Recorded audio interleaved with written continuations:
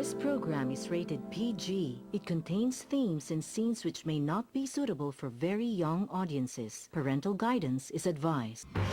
Be advised that the views and opinions of the hosts and guests do not reflect those of the station.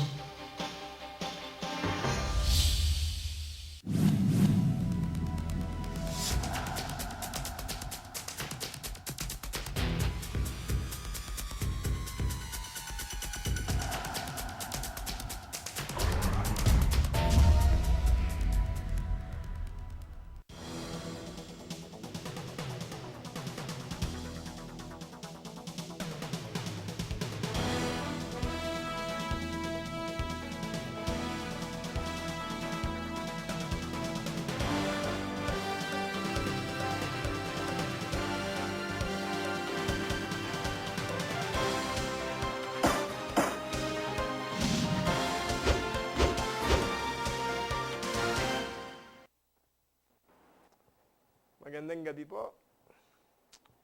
Ang tatalakayin po natin sa gabing ito ay tungkol dito sa mga kaganapan sa ating pamahalaan na kung saan ay nadadawit ang pinakamatataas na pinuno sa anomalya ng pagwawaldas sa kabanbayan ng labag sa saligang batas. Nakakahiya. Nakakahiya. Yung mahuhuli ka, pinagkatiwalaan ka na ikaw ang magpapalakad ng bansa, ikaw ang hahawak ng kabambayan, poprotektahan mo interes ng madla, tapos magwawaldas ka ng labag sa saligang batas? Huy! Kung hapon yan, nagpakamatay na yan. Pero hindi naman hapon yung mga yan eh. Pilipino. Ibang klase. Ibang klase po itong mga nasa pamahalaan natin. Sila pa ang matapang. Hindi kami magre-resign. We acted in good faith. Sus Mariosep. We did good. We held a lot of projects and activities and programs. We benefited. Our actions benefited. Our pork barrel benefited. Our constituents. Utang na loob ng taong bayan yan sa amin. Yung pagwawaldas namin ng daang-daang bilyon, pasalamat kayo. Kami ang nakaupo sa pamahalaan. Sus Mariosep. Tapos sabihin nyo, walang pera pampasweldo sa mga teachers. Walang pera pantaas ng sweldo ng mga obrero. Walang pera para sa Philippine Children's Medical Center. Kaya ipaprivatize nyo. Nakakahiya. Yung Philippine Children's Medical Center dyan sa Quezon Avenue, pinag-iinteresan ng mga malalaking korporasyon, real estate developer. Kaya yung mga anak ng mga mahihirap nating kababayan na dyan nagpapagamot, yung mga paslit, kaya nga Philippine Filipino Children's Medical Center. Nagpagawa nito yung si President Marcos eh. Sabi nila, mahigpit, malupit yung martial law. Pero yung martial law regime na yon, nagtatag ng Philippine Children's Medical Center para sa mahihirap. Ito bang administrasyong ito na matuwid kuno? Merong napagawang ospital para sa mahihirap na paslet ng ating mga mahihirap na kababayan? Meron ba? Meron ba? Meron bang Quezon City Children's Medical Center? Wala. Meron ba tayo narinig na Malacanang Children's Medical Center? Wala. Meron bang special subsidy for poor Filipino children's medical center? Wala. Pero merong pamumudmod para bumoto sa impeachment ng kalabang Chief Justice ng pamahalaang Aquino. Pero hindi daw sila nahihiya dahil wala naman silang ginawang masama. Ha?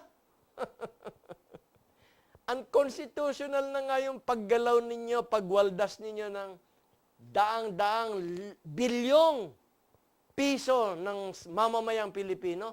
Unconstitutional. Labag sa saligang batas. Sino nagsabi? Taong bayan. Sinundan pa ng Korte Suprema. Pero, ang gusto nilang palabasin, mga kababayan, ay Korte Suprema lang nagsabi noon. Hindi. Taong bayan ang nagsabi na labag sa saligang batas na yung punong ehekutibo maglilipat ng mga pondo labas sa tinatadhana ng batas. Ano yung batas? General Appropriations Act. Pag wala sa General Appropriations Act, hindi mo pwedeng galaw-galawin kung saan-saan mo dadalhin. Pero, nakinabang ang Commission on Audit. Nakinabang yung House of Representatives. Mukhang nakinabang din ng Supreme Court o Ombudsman. Ha? Kaya naman pala walang pumapalag eh. Kaya naman pala naggawa eh. Bakit? Nakinabang lahat. Everybody happy. Sus Mariosep, si Juan de la Cruz lang hindi happy. Bakit? Ayan, nasa TV, oh. Tingnan nyo yung mga pinapalabas yun sa investigative journalism. Yung pagpag, yung basura na pagkain, yung tira-tirang pagkain sa fast food. Binibili, pinagbibili dun sa mga kamag-anak, kababayan nating mga mahihirap. Papagpag nila yun para mawala yung mga kinagat ng ipis, ng langgam, ng daga. Uhugasan nila yon mga kababayan. Tapos, ipiprito nila yon. Tapos, ipapakain sa mga paslit. Yung mga paslit, pinapakita dun sa TV. Kinakain yung buto-buto na may konting laman-laman.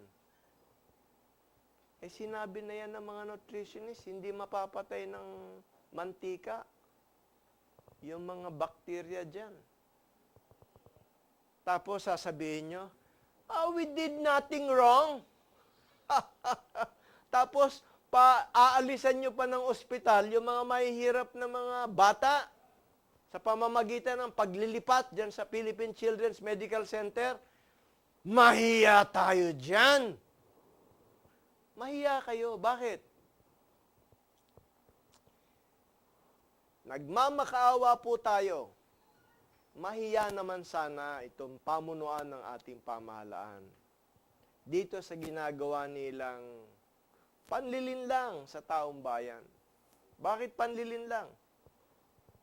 Sa ngalan ng komersyalismo, ng real estate development, aalisin mo yung Philippine Children's Medical Center, ililipat mo. Tama ba yan? Nakakahiya yan. Wawaldasin mo ang daang bilyon ng kabambayan, labag sa saligang batas. Tama ba yan? Nakakahiya yan. Ayun sinasabi natin, kung nakikinig yung mga pamunuan ng pamahalaan, mahiya naman tayo. Mahiya kayo! Kayo nagpresenta eh. Hindi nga natin matiyak kung talagang nanalo kayo ng patas doon sa halalan. Dahil hanggang ngayon, hindi nilalabas ng COMELEC yung source codes. Labag sa Omnibus Election Code. Ayaw imbestigahan ng COMELEC yung Hello Garci, 2004 pa yon. Nakakahiya. Ngayon, tayo makikiusap, mga kababayan. Himukin natin ng madla. Makiusap tayo sa pamunuang ito ng ating pamahalaan. Na ano? Mahiya naman kayo. Bakit? Alang-alang na rin sa inyo.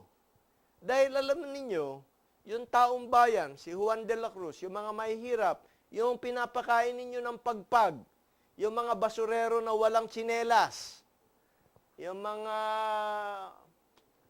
kung sino pa dyan mga empleyado ng pamahalaan na hindi malaman kung saan bubunutin, kung saan mangungutang, kung saan magsasanla para may maipambili ng bigas, ng bawang, ng manok, ng karne, ng isda, ng gulay. Mahiya tayo sa kanila. Yun lang naman ang hinihintay ng taong bayan. Alam nyo, ang kultura ng Pilipino, mapagpatawad. Kaya nga sinasabi, napakadali nating pakisamahan. Pero, ano ang kahantungan kapag ang kausap ng Pilipino ay hindi marunong mahiya? Tatahimik ang sambayanan, titingnan kayo, at iyong paghihintay na humingi kayo ng tawad, na magpakita kayo ng hiya, na mangangako kayo na hindi nyo nagagawin ulit, o ihinto nyo na yung maling gawa, sa halip na depensa kayo ng depensa, takip kayo ng takip sa isa't isa. Yung paghihintay ng taong bayan, habang kumakain sila ng pagpag, habang yung mga hindi kumakain ng pagpag, nasa isip nila, marami sa mga kababayan nating Pilipino, lalo na yung mga OFW, naiisip nila, nakikita nila sa telebisyon, maraming kababayan nila, ang kumakain na lang ng pagpag, yung tira-tirang pagkain ng fast food. Yung pagtanggi ng pamunuan na mahiya, na humingi ng tawad, ang kasunod niyan, mga kababayan, magagalit na ang taong bayan. Sasama ang loob ng taong bayan. Bakit? Ano ba naman ito? Nahuli na't lahat hindi pa umaamin, hindi pa nahihiya, matapang pa! Kumbaga di demanda nyo kami. Sasabihin pa patunayan ninyo, we are presumed innocent. Sus Mariosep. Bago magkaroon ng desisyon yung Korte Suprema, alam na ng taong bayan, kaya nga nagkaroon ng 1 million People's March. 1 million. Kaya ba ng administrasyon yon? Magpapamarcha kayo ng 1 million para magreklamo sa pork barrel o para magsabing hindi unconstitutional yung DAP, yung Disbursement Acceleration Program. Mabuti ang DAP. Kilalanin natin yan. Pabor sa ating nakaupong Pangulo. Kahit labag sa separation of powers, kahit labag sa saligang batas. Yun ang tinuturo natin sa ating mga kabataan. Tama ba yan?